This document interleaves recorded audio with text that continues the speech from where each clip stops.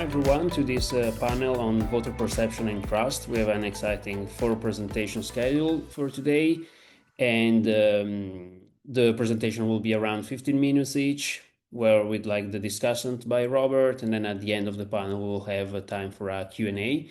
And without further ado, I will leave the floor to Leah to present her paper on measuring voter satisfaction and trust in election. Thank you so much for having us on this panel. We're very excited to share our research with you. Myself and my collaborator, Natalie Scala from Towson University.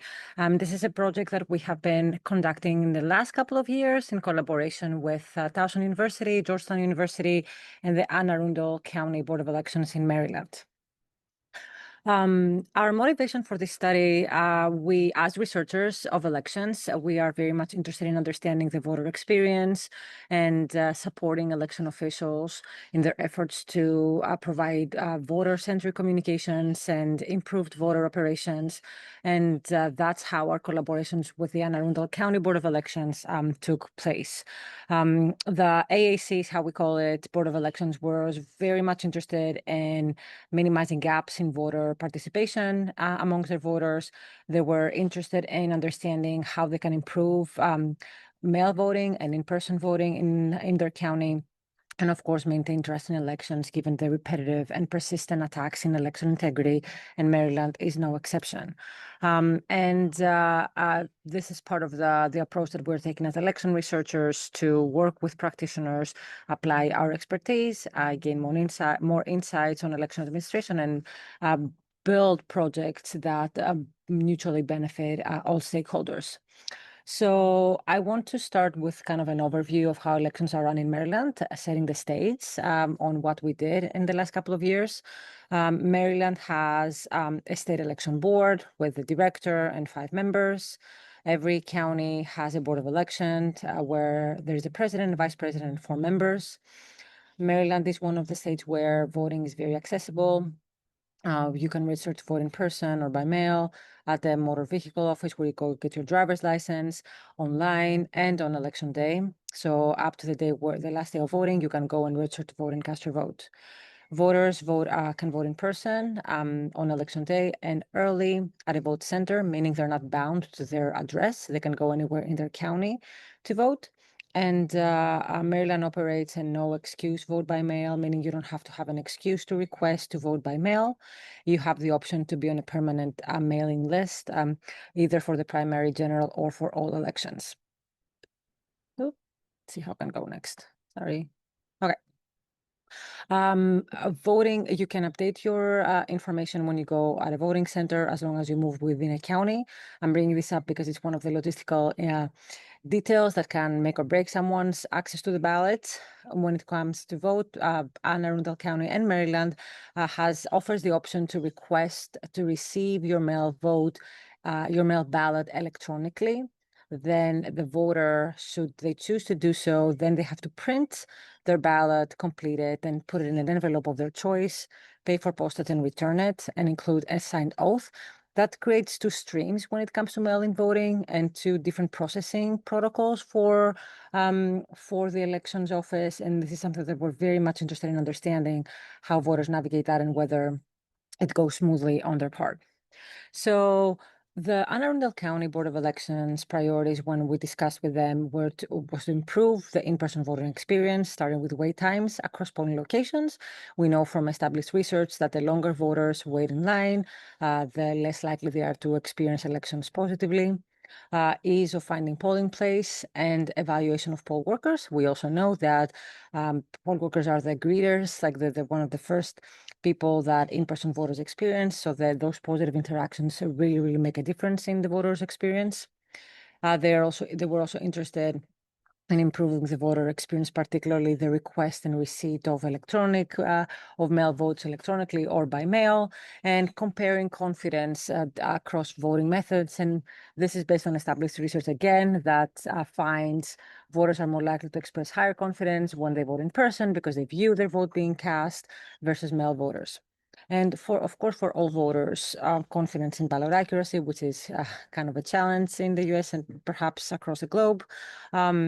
and to what extent voters are interacting with the Arundel County Board of Elections in terms of their educational campaigns, sending mail ballots to voters and whether they receive them and interact with them, following their election officials on social media, getting informed about elections and voting on the county elections website. In 2022, there was a coordinated campaign to misinform voters, and voters were reporting receiving deceptive texts, and they reported that to the Arundel County Board of Elections. So we wanted to ask a question about whether they experienced that in 2024 as well, and that is that could be a way for the Board of Elections to kind of understand to what extent voters were exposed to that deceptive content and take precautions and interventions to mitigate the harmful effects of misinformation campaigns. So as researchers, this was an opportunity for us to build a research project so that we can test some of our hypotheses. That created opportunities for us to evaluate differences in voter confidence depending on the method of voting and the mode of voting, and the relationship between different voter experience factors and voter confidence, like waiting in line, having a positive experience with your poll worker, or receiving your mail ballot electronically, tracking your ballot, all the factors that election science research has documented is contributing to voter confidence. And we were also interested in testing perceptions of election security, like fraud and misinformation on voter confidence, not only at the local level, but also at the state and the national level, which is very standard for researchers of voter confidence.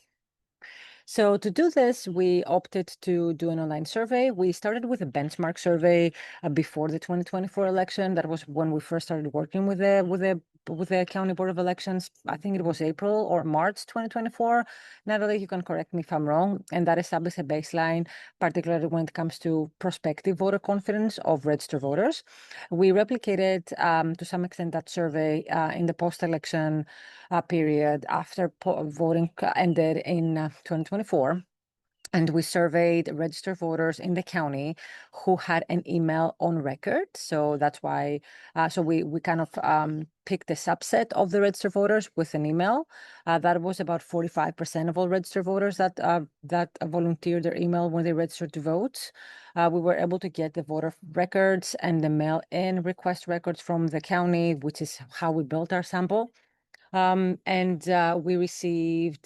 shared two separate surveys, one for in-person voters and one for mail-in voters. We received a number of responses. It is significant enough for us to be able to get some insights on the voter experience. We were able to validate the voter history. As we know, some people like to lie about their voter history, but we're able to validate that. So we exclude non-voters from our analysis. Sorry, I don't mean to increase anticipation.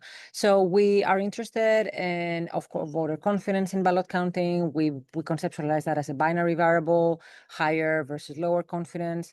We include the standard measures in the voter experience, voting method, wait times, poll worker performance, experiences with mail ballot receipt and delivery, awareness of ballot tracking, a receipt of confirmation messages, sample ballots is missing from here, information about voter fraud, perceptions of voter fraud, exposure to misinformation, and the county's information efforts, and of course, the standard battery of demographics. Let me know how I'm doing with time, because I don't wanna take longer than I should. You still have 7 minutes. 7 minutes. Okay, perfect. So our analysis plan, we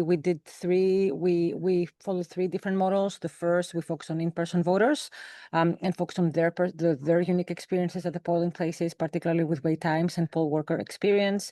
Our second model, we focused on mail-in voters and all the different factors that shape the mail voting experience. And then our third model, we pooled both in-person and mail voters, and we focused on method of voting as the core explanatory variable, receiving a sample ballot, being informed about elections and that relationship to voter confidence, recalling being exposed to any text about elections that did not come from the Board of Elections, and perceptions about the occurrence of fraud. Before I pass it on to Natalie, I just wanted to do a highlight of all the major findings. We did find a higher overall confidence across all levels among voters compared to the pre-2024 election, which is, I guess, good news. That said, we did find some interesting differences when it comes to partisanship, we found that Republican voters were reporting higher confidence compared to Democratic voters, and that is consistent with what they describe as a loser effect. The Democrats lost the preferred candidate, did not win the election in 2024 for president, so they were not happy about it, and that's consistent with other surveys that we run at the national level. So that is the top finding, but overall reported confidence was high compared to the pre-2024 cycle. We found differences in how in-person voting is administered across different regions, particularly, and when we compared early in-person to election day voters, early in-person voters expressed lower confidence in ballot accuracy to election day voters. That's why we think there might be differences in how early in-person voting is administered compared to election day voting. Particularly those who reported waiting longer than 30 minutes were less confident, which is consistent with findings in the existing literature. We found that those voters who opted to receive their ballot electronically also expressed lower confidence compared to those who opted to receive it by mail, which also suggests, some trust deficit there, even though it is arguably a convenient method of receipt for some voters, and it's an option offered by the Board of Elections. We also found evidence that the county, and of course that tracks with everywhere in the United States, there needs to be an ongoing investment for voter education and outreach. Although every registered voter receives a sample ballot in the mail by the county, there were several who did not recall receiving a sample ballot either electronically or by mail, and those who did not recall expressed lower confidence in ballot accuracy. We also found a significant variation among voters who reported being somewhat or not informed about how elections work, expressing lower confidence. And then we followed up with questions about what kind of topics you are less likely to be informed about. Interestingly, and perhaps not surprisingly, voter list maintenance was one of the top topics that they referenced. And this is, pretty much in the news right now. So those are the top line findings. And then I'm going to pass it on to Natalie to talk about what we did after we did our study and how we communicated that to the Board of Elections and what we're doing right now. Leah brought up some very good points about trust and confidence and, voter education. And the interesting thing about Maryland is that we are historically blue state. So if you think about, blue tends to vote Democratic, red tends to vote Republican in presidential elections in the United States. But the population centers of Maryland are so concentrated around Washington, D.C. and up towards Baltimore, is that's where a majority of the population is. That tends to be where the blue, quote unquote, part of the state is. And out towards the western side, towards West Virginia and towards the Atlantic Ocean, we do see a little bit more of a purple state where there's a mix of Democrats and Republicans. And that is sort of the demographic of Anne Arundel County. So we wanted to make sure that, if you can go to the next slide, please, Leah, that, voters in Maryland, go to the next one too. And in the interest of time, one more. There we go. The voters in the state had an opportunity to have a resource where they could get true information directly from the Board of Elections. The slide that I skipped was information from Anne Arundel County, and there has been a pretty strong PR campaign within the state to ask people to go directly to the websites rather than using social media, where we're seeing large sources of disinformation and misinformation. So on that Go Vote slide here, we created an app. So my lab is empowering secure elections at Towson University. We worked with the State Board of Elections to have an app. The QR code on the screen will take you to downloading the app. This is a one-stop shop where all of the information is pulled directly from the State of Maryland website in terms of the Board of Elections data. So voters can come to this app knowing they're going to get official information, and they don't have to search the web. They don't have to dig around. It's a one-stop shop. We launched a soft launch in March of this year. We've already had 1,700 downloads and more than that. And we are gearing up for a larger push and a larger PR campaign during the general election this fall. We have a second app, but I know we're really short on time, so I'm just going to talk really quick. I think I talked a lot about this already, but on the design premise on this slide, the idea is that if misinformation creates uncertainty, or we have uncertainty based on confidence, or we have uncertainty based on trust, one practical response is to make our verified election information easier to find, understand, and use. Leah mentioned the issues with the sample ballot. People don't remember They only have to remember one thing, one app. And when they're scrolling through their home screen, hopefully they see the icon for the app as well. And they can jump there to get reduced friction, real information, and hopefully build their confidence. Right now, we're running some studies on usability and some human factors-based studies. I'm an industrial engineer, so I care about how people interact with that app. And we're trying to see how does it reduce friction? Is confidence being built, or are there places that we can improve on it in the design and the delivery before the general election this fall? Yeah, I'll leave this one up here just for people to read, but this is another partnership with Arundel County and helping train their poll workers, which is slightly different, but I know we are short on time. So that is a QR code to download that app as well. And I think we're open for questions. Yeah, perfect. Thank you, Natalie and Leah, for presenting this work. Robert, if you have some comments that you want to share now. And I'll just say this for all the papers. I know I'm the discussant, but I'll try to do my questions and comments quite quickly so we can open up to our audience. Excuse me. I do have some questions. I guess I know you said that you had all these different categories, how you categorized and organized the data, and I know we're short on time. It would have been interesting, I guess, to see that displayed. So I just have some questions based off of that, and maybe how the study could go further. Obviously, if you've done your survey, I'm not suggesting that you add additional categories, but maybe these might be things you already have. So I have I guess three main questions. One is, do you find a difference, especially because you said, you had your pre-sample in the pre-2024 period, right? 2024 was an interesting time for the national electorate, just in terms of candidate selection. So maybe this might be some issue with the data, but I was wondering, right, is there some difference between primary voters, who we know are quite motivated, tend to, how should I say, turnout in primaries are obviously much lower, and those who do turn out are motivated and are turning out for a particular purpose, but we didn't really have a primary, at least on, the Democratic side, in 2024 with the presidential election, but that's not the case down the ballot and for other offices. So do you find some difference with, say, motivation or confidence or trust with primary voters versus the general electorate? So that is one question. The second question is related to your, I guess, perception of mistrust, and particularly with getting an absentee ballot, but I more towards electronic registration. Right? Is there some difference between how we should say older voters distrust electronic registration? Not to sound ageist, but perhaps just because they don't know how it works. I get all of these campaign texts and I end up just reporting them as spam. Can they not decipher what is legitimate versus illegitimate? Or, right, for a younger voter or someone in college who is requesting because they're in college and they want to vote where they live, but they're not living there, right? Are they distrusting for a different reason? Because they say, oh, there's this suspicious link, or it's not a .gov link or whatever. So that might be something to get to differentiate, get more granular with the data that you do have.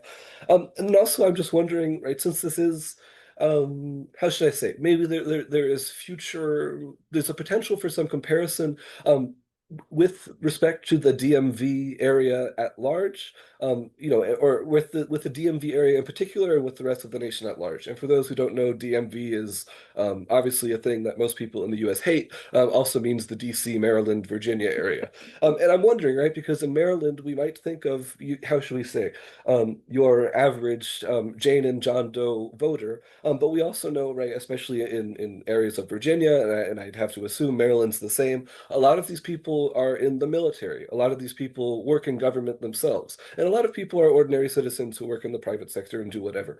But I'm wondering, right, if your sample is capturing a particular type of voter, and if perhaps, right, someone who works in government is more likely to be more trusting or distrusting of certain channels for going about voting, registering to voting, receiving their absentee ballot, etc. So yeah, those I guess were my three main questions. Let's move to the next paper. We'll have more time at the end for additional questions from the audience as well. So the next one on the panel is Helix Law, that was going to talk about early voting experience and voting behavior in adulthood, evidence from Japan. Thank you very much. My name is Helix, and I'm presenting on the topic on early voting experiences and voting behavior in adulthood, evidence from Japan. Yes. So there's a table of contents, and speaking of motivations, there are a lot of reasons why I start this project in Japan, but the main ones are related to the relationship between habits and political participation. So voting has been at least to a group of scholars, voting has been conceptualized as a habitual behavior where people tend to either abstain or vote across elections. So previous studies have shown that past voting predicts future vote turnout, suggesting that voting experiences can create behavioral persistence over time. And more recent studies have focused on the first eligible national elections, showing that people who vote earlier are more likely to continue their vote in later elections. However, these studies rarely look at voting experiences before their eligibility.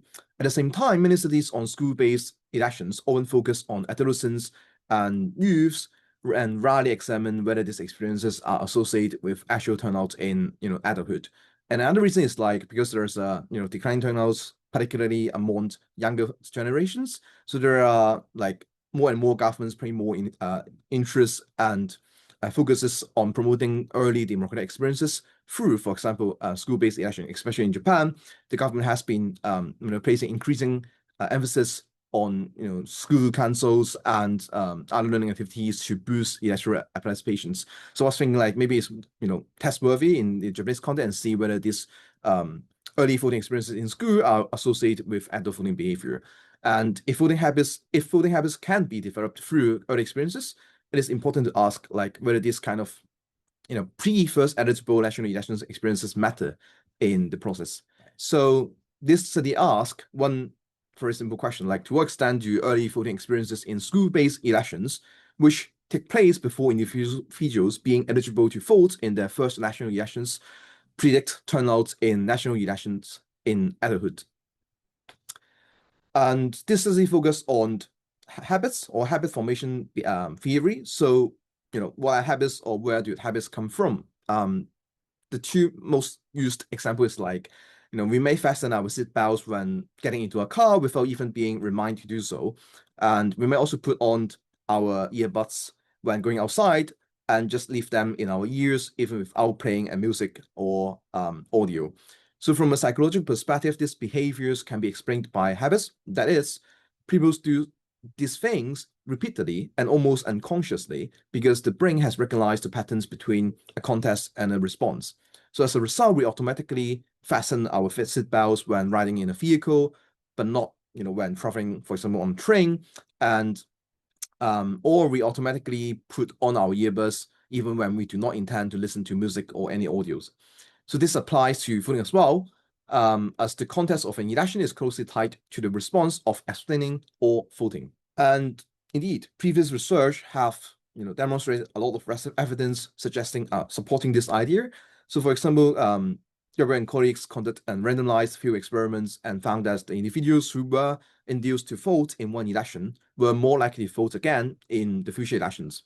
And this suggests that the experience of voting itself can increase the likelihood of future participation, which has also been supported and confirmed by subsequent studies examining voting turnout behavior across consecutive elections. And more recent studies have extended this focus and argument by looking at the effect of the first opportunity to vote in the national election. They found that individuals who were allowed to vote earlier developed stronger habitual turnout habits compared with those who were not given the same opportunity. So together, these findings suggest that early experiences with voting can play an important role in shaping long-term participation. However, the effects of pre-adult voting experiences remain relatively understudied. So when we are talking about pre-adult voting experiences, student councils and mock elections are two of the most important opportunities for individuals to learn the democratic process during their formative years, as they allow students to experience the act of voting firsthand. Yet the differences between student council elections and mock elections should be noted because student councils themselves serve as a mechanism of democratic governance within the school. So students elect their representatives, and the council represents students to organize activities or bring out their interests and to participate in certain aspects of school governance. While previous studies have found and confirmed that voting for and participation in student council in schools are positively associated with voting intention in the future and participatory attitudes of the individuals. And mock elections simulate national elections by recreating the voting contest and procedure, such as, for example, using the same venue settings or the actual ballot boxes and papers, and ask students to cast a vote. So previous studies have shown that participation in mock elections is positively associated with a greater willingness to vote in future elections. But despite these elections are serving different purposes, the contest response pattern in both elections mirror that of the national elections. So therefore, based on this literature, 4 hypotheses were developed. And in brief, I expect that individuals who voted in student council or mock elections during high school are more likely to vote in national elections and to vote consistently across elections. So to test this hypothesis, I conducted an original nationwide online survey in Japan with with 900 adult respondents stratified by age and gender based on the Japanese national population. So the analysis focuses on 3 outcome variables: self-report voting in 2022 general election and the 2024 national election. So these were the 2 latest elections at the time when the survey was conducted. The survey was conducted in 2025 March. And the third outcome variable is consistent voting, which means they vote in both elections. So it's about all 3 outcome variables are binary variables. And then the key experimental variable are self-reported voting in student council elections and mock elections during high school. So since all outcome variables are binary, I just ran binary logistic regressions. Just to give a little bit more information about the Japanese contest, since this is a place where the data were collected. So student councils in Japan have a long history and are institutionalized across high schools, meaning that most students or most individuals in Japan have the opportunity to vote in these elections. But in contrast, mock elections are school dependent and are not implemented uniformly across schools. So it really depends on the school and the teaching faculties. And additionally, Japan has a very highly centralized education system, with this government exercising strict control over the school education activities. So in an early research I conducted about formative education, I found that formative education in Japan places a strong emphasis on voting elections. So I assume that this may further strengthen the contest response patterns discussed earlier. So here's the findings of cross-tabulations before we move to the logistic results.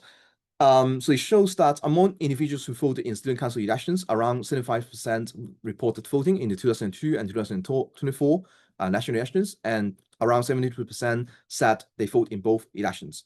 So a similar pattern is observed among mock elections voters, although the percentage are around like 7 to 10% points lower. And however, although these results are not conclusive, they suggest that individuals who voted before or voted in high school are more likely to vote again in the future. So to further examine this relationship, I ran logistic regressions models. So model 1 only includes voting in student council elections. Model 2 includes mock elections, and model 3 includes both independent variables and the 3 controls. So we can see like a clear and consistent pattern that individuals who voted in student councils in high school were significantly more likely to vote again in subsequent national elections.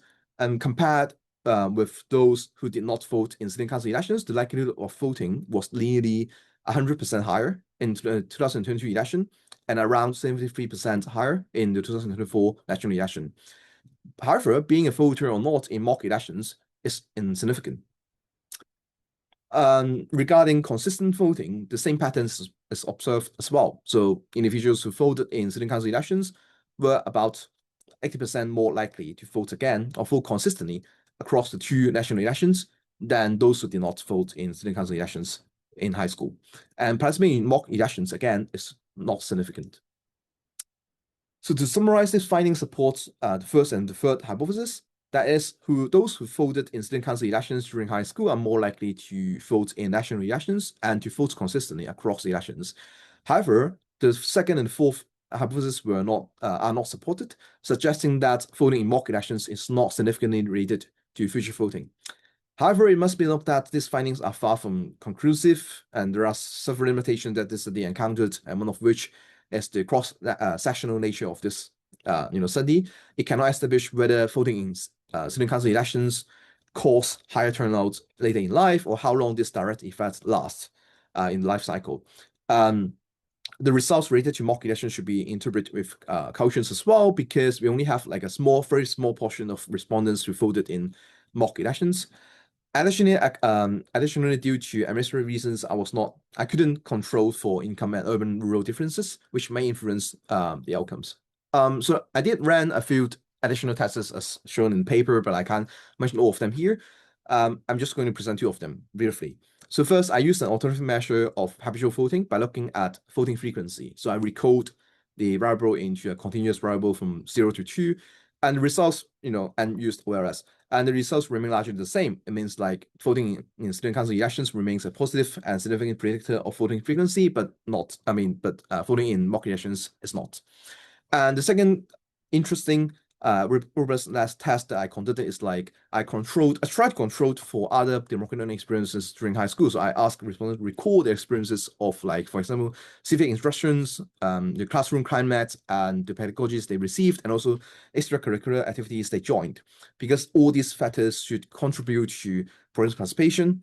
So I control for them and see whether voting in student council elections or mock elections have a net effect of this democratic learning experiences. And it seems that voting in student council elections remains statistically significant and have an independent effect net of all other controlled democratic learning experiences in high school.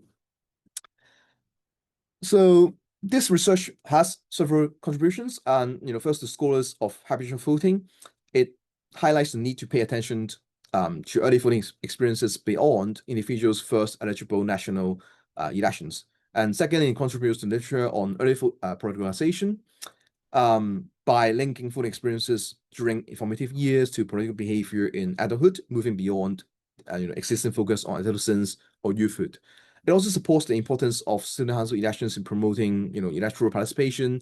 Yet regarding mock elections, cross-national studies are required to understand like when and why voting in mock elections may or may not be effective or translate into future turnout. And moreover, there's a need to understand like whether the authenticity and design of school council elections in high school back to high school matter for individuals' willingness to vote in those elections and also in future elections. And for policymakers, this highlights the importance of promoting meaningful voting experiences before adulthood, particularly through student council elections. In countries where youth turnout is relatively low, or or the turnout of the general population is generally low, student council elections could provide an important opportunity to encourage future electoral participations. At the same time, the implementation of mock elections requires further considerations, especially regarding how they can better contribute to future political participation. And that's the findings from my papers. I hope you enjoyed it, and this is it. This reference list and appendix. And thank you very much for your listening, and looking forward to your questions. Thank you. Thank you, Erik.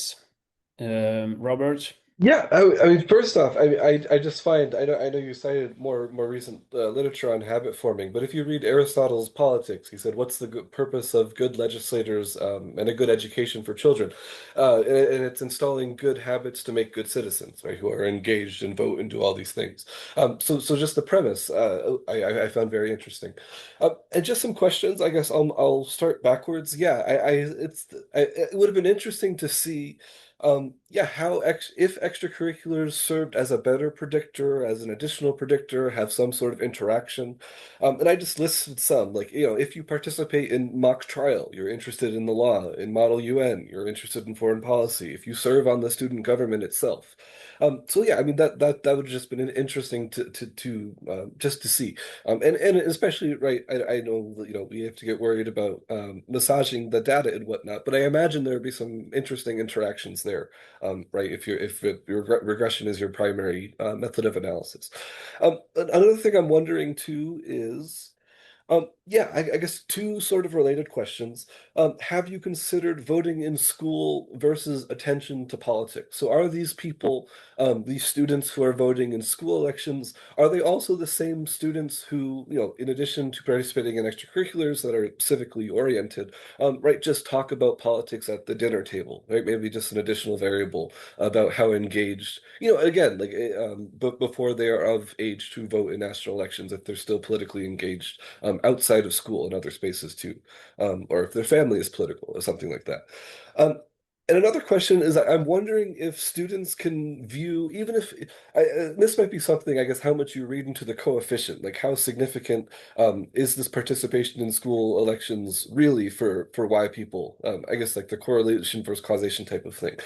Because can students view their school elections as somehow more consequential, either A or B, right, one or the other or both, as either the social pressures, right? It's a popularity contest in a more literal, local, in your own school, in your own grade type of sense, where you want to vote for your friends and see them succeed, and maybe you have your own sort of reputation attached to that, or also, right, you want people influencing school policy and activities in your favor too. So it might have a more practical implication versus national elections, which certainly have like a popularity element to it. But I see it's in some of the comments here, right, that there maybe say, how should I say, people might vote or not vote in national elections for economic reasons. They might how should I say, not turn out because of issues with trust and things like that. So I guess, yeah, just a way to maybe differentiate, or how should I say, to add some more nuance into how you're reading that coefficient, if that makes sense. And yeah, I'll leave it there for now, but very great. Perfect. Thank you, Alex. So moving to the next one, we have Scott Williamson presenting When Are Elections Perceived as Undemocratic? Experimental Evidence from 10 Countries. So we can move on with the last paper of our panel, which is Natural Hazards and Election, Challenges for Voter Inclusion. That is going to be presented by Sarah, Ferran, and Gwen, if I understood correctly. Thank you very much. So this paper comes out of a larger project that three of the co-authors have been working on for a while. That's myself, Ferran, Martinez, Coma, and Erik Asplund. And this resulted in a book called Managing Natural Hazards and Climate Risks in Elections that have just come out recently. So in this paper, what we've done is we've taken some of the ideas we've developed in this larger project, which was mainly practitioner focused, and we've moved it in a slightly more academic direction. And hold on, it's having problems with this screen here. Hold on, this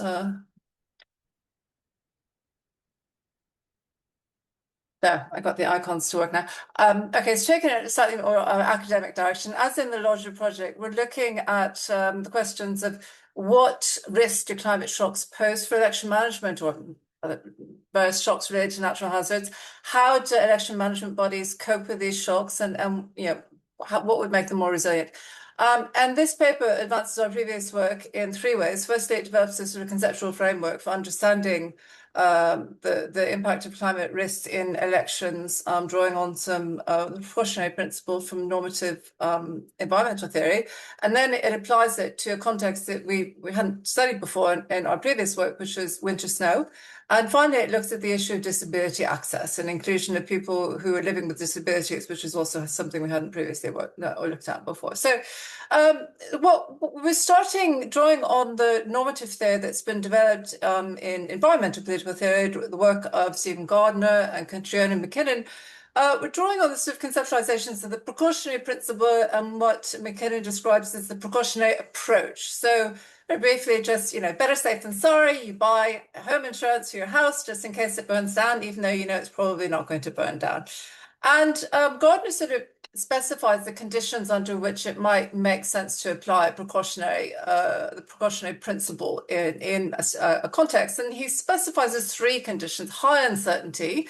And we argue that in the context of elections, this concept that this condition holds, because you can't predict the weather when you're calling the election. You don't know what it's going to be like on election day, but you have to say, we're going to have an election on this day, and we don't know if the weather's going to be a problem. So there's high uncertainty.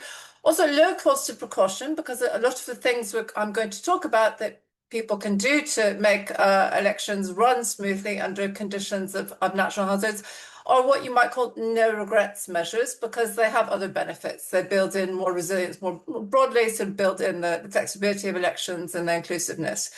And so, the costs in comparison to the other benefits are relatively low. And finally, great potential harm. The threat to democracy is quite significant, and if an election doesn't happen properly, it doesn't get completed properly, it can't be put on properly, and this can undermine democracy, undermine perceptions of democracy. So the potential harm to democracy is quite high if your election is really messed up by some kind of natural hazard. So in this paper, we developed 5 different principles that we applied to elections, and we call this the principles of precautionary electoral management. And these are, firstly, preparedness. That you should have contingency planning. On the basis of legal certainty, there should be a legal framework for your contingency planning, and ideally, elections be recognised nationally as critical infrastructure. Secondly, collaboration. Election management bodies are generally used to sort of working on their own. They pride themselves in their independence, but in the context of managing natural hazards, they have to work with other branches of government, such as the meteorological branch, disaster relief agencies, and so forth. And that's a really important part of what they do in this context. Also, risk prevention. And the main one we're going to be talking about in this context is just holding your election at a time of year when you're not likely to have the particular hazards that are most common in your country. And of course, in some countries, the constitution prevents this and makes this difficult. But in the context of where whoever calls the election can choose when to call the election, the most important thing is to not call an election at a time that's going to really potentially cause problems. And then also having election voting over multiple days allows voters potentially to avoid some of the problems that might result from going to the polls when there's difficult weather. They can simply go at a time when the weather isn't quite so bad and it isn't causing them quite so many problems. And then also the principle of equal inclusion, that everybody should be included on an equal basis, even when there is a natural hazard that affects elections. So mechanisms have to be put in place so that there are different modes of voting. People can vote by post, possibly mobile ballot boxes, with special attention to marginalised groups. And our final criteria is publicity. And this is both that the election management body should publicise what they're doing and make sure everyone knows about it, but also that they should be publicly accountable for the decisions they're making, and there should be a formal accountability mechanisms that are in place that they can so citizens know why a certain decision has been made and have an opportunity to hold leaders to account for those decisions. And now I will hand over to Gwen to talk about our case that we're looking at in this case study here in this paper. Amazing. Thank you so much. Yeah, cool. Thank you so much. So just to get into a little bit more deeply into the kind of empirical side of this case. First of all, I will go through the various kind of contingency response measures that were taken by Elections Ontario, which is Ontario's election management body, in response to the snap election call and the conditions in February of 2005. So the first thing to kind of kick off was active collaboration with Ontario's election management office, which is the agency responsible for coordinating crisis management across Ontario's various agencies, emergency services, and municipal governments. And this coordination involved daily meetings to establish emerging weather-related risks, map storm systems, and help to develop contingency plans. The second thing was that emergency directives were developed. This is allowed under Ontario's Elections Act. Elections Ontario's chief executive officer is afforded some kind of discretionary power to do things like closing or merging polls, shifting their opening hours, etc., in order to maintain flexibility in response to crises like extreme weather. And those emerging directives were shared with Ontario's Cabinet Office in advance also. This was also the first year in which Elections Ontario was piloting its Elections Ontario app, which, as far as accessibility is concerned, is mostly concerned with voter information, especially I would say helping voters to identify their nearest polling locations, identify their advanced voting options, and candidate lists, etc., etc. As in every election, normal kind of contingency measures like advanced voting and postal voting are available, although uptake of all of these measures was up significantly in February 2025, likely as a result of the extreme winter weather. It was also found that only 58% of mailing kits that were issued were returned by the deadline, and snow-related delays to postage were cited as responsible for a chunk of that. And again, just a note that home and hospital voting was up significantly. So clearly these are kind of like highly relevant and very important kind of contingency measures under these sorts of contexts. Unweather related, but various around 2,000 polling locations were in receipt of modifications, accessibility related modifications like ramps, accessible parking, door and elevator assistance, and also, again, special ballot voting was in place for the mandated 28 days. And again, the uptake was up over 20% on the prior election in 2022, which is quite significant. Although it was also noted that because of a combination of because of the short writ period caused by the snap election call, some offices were still in the process of being established when voting was mandated to open, meaning that returning officers in those locations were forced to operate in the first instance with incomplete infrastructure. So again, what we really, the conditions caused issues, as you would imagine, kind of across the board, but the angle that we really wanted to pull out was that of a disability access crisis. The main problem reported by the disability advocates that we interviewed had directly to do with the winter weather conditions, unsurprisingly. Largely the snow piles which had accumulated on sidewalks and obstructed accessible pathways. This has partially to do with snow clearance protocols in several municipalities, like Toronto, for example. Toronto manages its snow clearance predominantly via private contractors, and those contracts do not currently cover snow removal. So the standard protocol is for snow to be shifted off road transport routes and onto pedestrian sidewalks where they remain. And an audit of those contracts found that renegotiation to cover snow removal would be highly costly for the city, and so probably wasn't doable. In total, it was found that 35 voting locations across 32 districts had weather-related accessibility barriers reported. And again, one of the kind of major issues that came out in this case was that the fact that this election was a snap call, meaning that the writ period was significantly shorter than it ordinarily would be, denied Elections Ontario the time to adequately pre-select accessible polling locations, meaning that often suboptimal locations in terms of their accessibility had to be chosen for the sake of time, and that ended up being quite decisive. The lack of remote or online voting was kind of consistently cited by the disability advocates that we interviewed as a kind of crucial missing solution. The basis for this being that even other contingency measures like postal voting options do still involve physical barriers, especially for voters with perhaps the most severe mobility issues. In conditions like this, it's possibly still difficult even to access a mailbox, for example. The kind of final point being that the Accessibility for Ontarians with Disabilities Act, which is a kind of landmark piece of anti-discrimination legislation passed in Ontario in 2005, had mandated that the province would be entirely barrier-free by the 1st of January 2025. And this election, for various reasons, kind of obviously shows that obligation has not ultimately quite been met.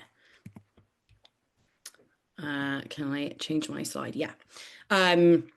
So coming back to this kind of idea of risk prevention, the kind of factor that emerged as being probably the most decisive in causing the bulk of these issues was the election timing. So as I've said, the February 2025 elections were a snap election call.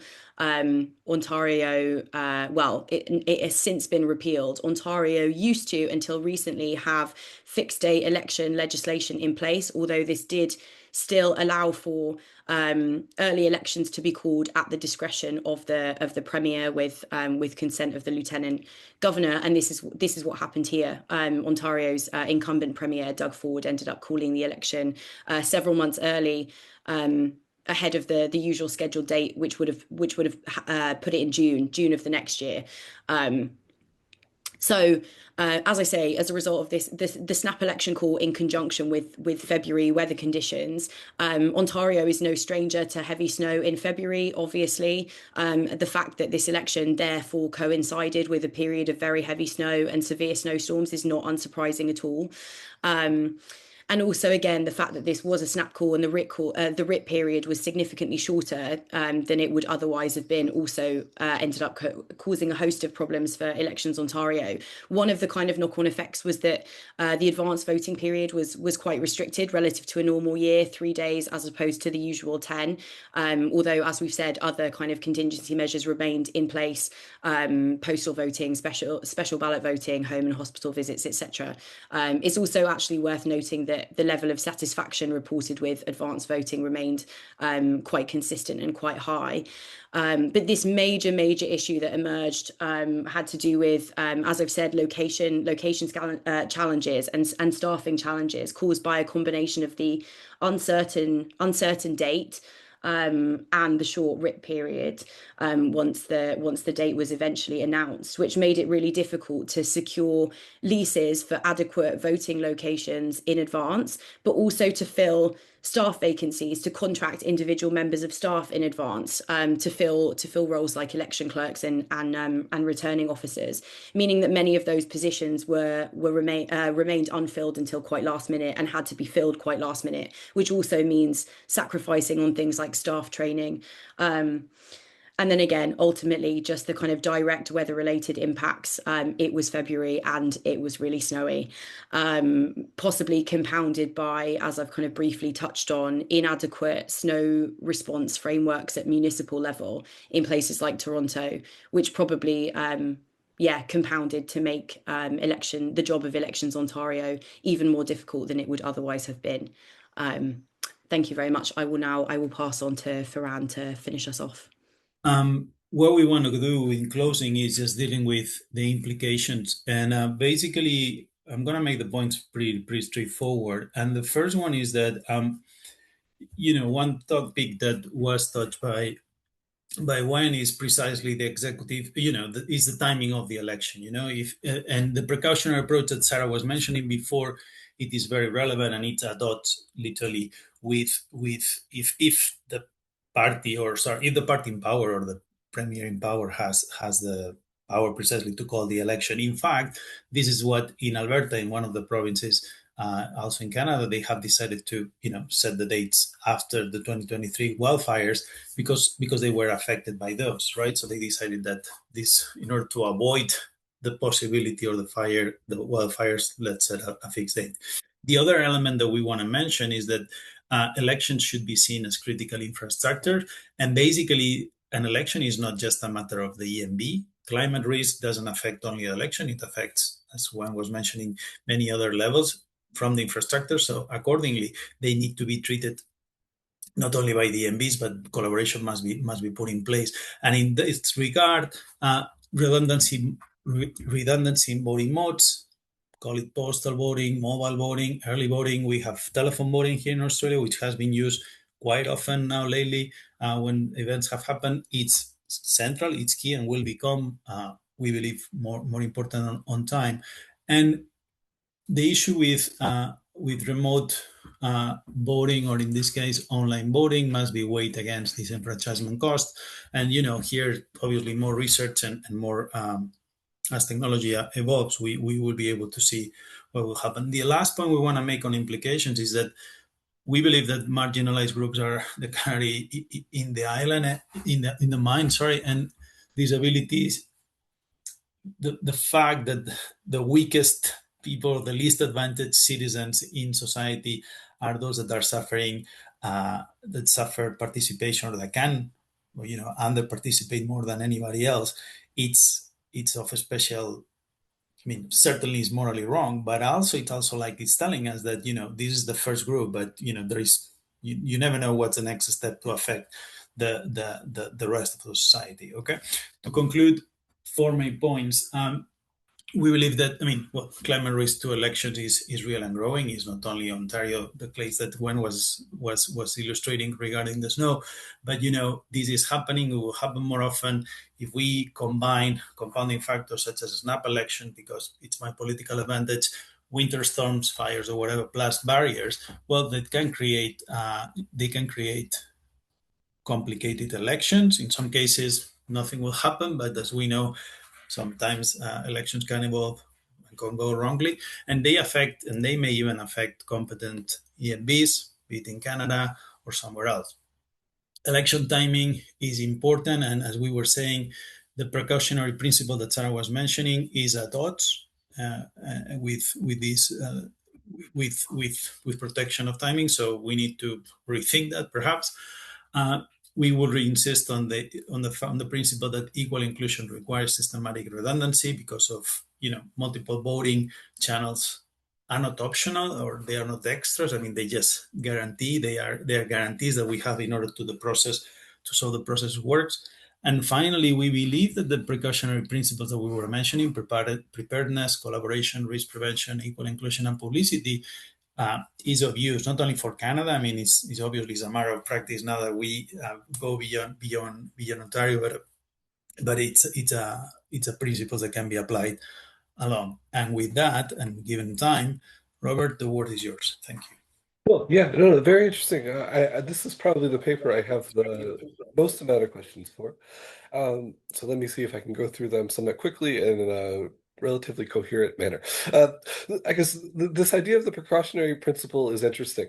So if we're going to take precautions for disasters, climate events, disruptions, that may or may not occur, or may occur in some degree that is more extreme or less extreme, are you suggesting that these accessibility measures, such as mail-in voting, remote voting, home voting, mobile ballot boxes, whatever, should they just be contingency plans, or should they become permanent fixtures? And if they are to become permanent fixtures, right, this was sort of mentioned in the discussion at the end, right, how do we weigh accessibility versus security?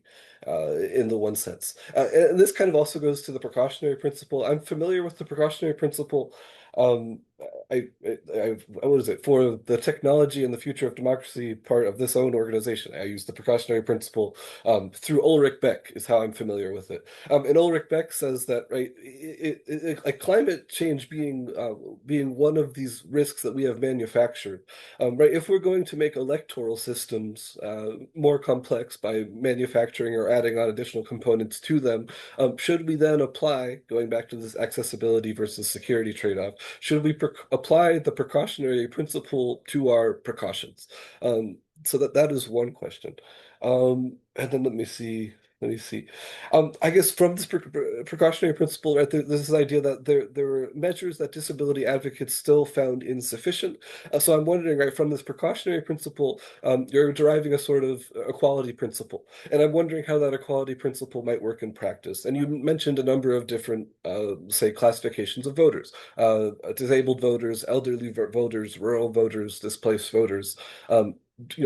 Do we treat them differently? And I just say that. Do we treat them differently? And if so, how?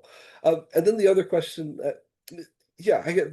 I had a question about right, should we treat EMBs versus environmental management versus municipal officials differently, or should we treat all three sort of as combined? I think that was kind of addressed towards the end of the presentation, and at various points throughout.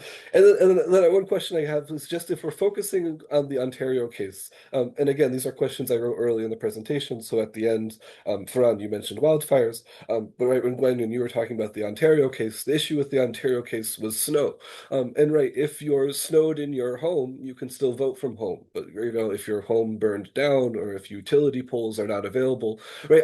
I guess my question is very simply: is the Ontario case with regard to snow generalizable for climate disasters writ large? And I suppose I'll leave it there for now. But very interesting presentation. So thank you guys. Thank you. So let me thank all the presenters again, and especially Robert for reading all the 4 papers and providing great discussion. And so the floor is open for questions.